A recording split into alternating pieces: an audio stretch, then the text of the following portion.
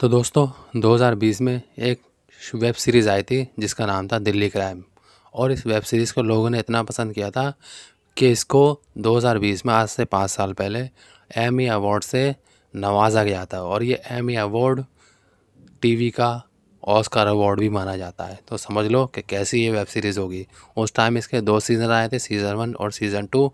अब इसका 2025 में सीज़न 3 आ चुका है। हाँ भाई, सीज़न 3 आ गया नेटफ्लिक्स पर और मैं देखकर आ चुका हूँ। मुझे कैसा लगा यही तुम्हें बताऊँगा मैं। तो हेलो दोस्तों, मेरा नाम है फैज़ान। चलो रिव्यू करते हैं मेरी जान। तो मेरे भाई, सीज़न 3 दिल्ली क्राइम की अगर बात करूँ मैं इसकी स्टोरी की, तो भाई स्टोरी रियल केस पर ही बेस्ड है। तो होता क्या है इसमें, शुरुआत में दिल्ली के एक सबसे बड़े हॉस्पिटल एम्स के अंदर एक छोटी सी बच्ची को लेकर एक लड़की, एक औरत आती है और वहीं पर इसे छोड़ जाती है, जो खुद बहुत ज़्यादा कम उम्र की होती है। तो वो छोड़कर इस हॉस्पिटल में उस बच्ची को चली जाती है। और जब वहाँ के लोगों को पता चलता है इस बच्ची के बारे में, जब इस पर इन्वेस्टिगेशन होती है, तो भाई इस बच्ची पे जो अत्याचार हुआ है ना, वो देखने के बाद तुम्हारे रोंगटे खड़े हो जाएंगे। क्योंकि भाई इसके साथ जो अत्याचार होता है वो रियल में होता है। ये रियल केस है, मैंने गूगल पर सर्च किया था, तो मैं इस पर फ़ोटो लगा दूंगा भाई, देख लेना। तो देखो कैसे इस बच्ची के साथ अत्याचार हुआ।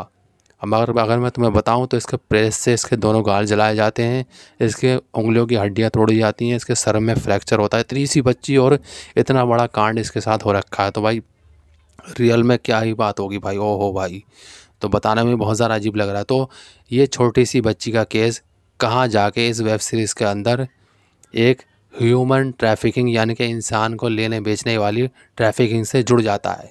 इस बच्ची के साथ एक केस और जुड़ जाता है ह्यूमन ट्रैफिकिंग का, और वहीं से शुरू होती है इस वेब सीरीज़ की शुरुआत। तो यहाँ आ जाती हैं अपनी लीड एक्ट्रेस शिफाली शाह, जो बेस्ट एक्टिंग करती हैं भाई इसके अंदर। तो होता क्या है इसमें, यहीं से इन्वेस्टिगेशन होती है, इन्वेस्टिगेशन आगे बढ़ती चली जाती है कि कौन है जो ये ह्यूमन ट्रैफिकिंग कर रहा है, ये माफिया चला रहा है।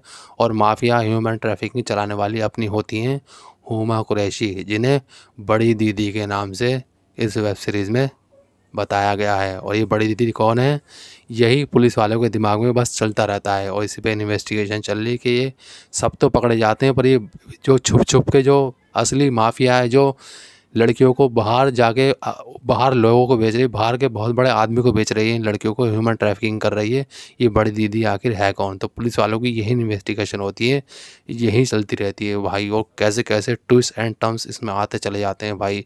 हुमा कुरैशी का बहुत सही इस्तेमाल इस वेब सीरीज़ के अंदर हुआ है, जो कि बॉलीवुड वाले नहीं कर पाए, जो क्या अपनी लैंग्वेज से, क्या अपनी एक्टिंग से कमाल करके दिखा रही हैं। और शिफाली शाह तो बेस्ट हैं भाई। शिफाली शाह को देखकर पुलिस वालों के लिए तुम्हारे दिल में हमदर्दी आ जाएगी भाई।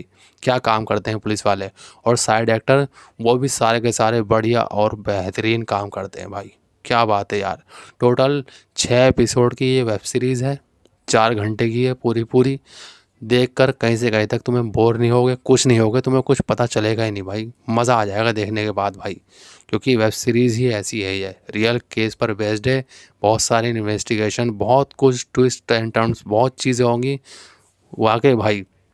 पूरा पूरा पैसा वसूल है। बस थोड़ा सा हुमा कुरैशी का जो कैरेक्टर है वो शुरुआत से इन्होंने दिखाया नहीं है, जो कि दिखाना चाहिए था कि इनकी असली स्टोरी क्या है। पर जो भी है देखो भाई, जाके देखो दिल्ली क्राइम सीज़न 3 भाई। इस वेब सीरीज़ को दूंगा मैं 5 में से पूरे 4 स्टार। तो मिलेंगे अगले रिव्यू में।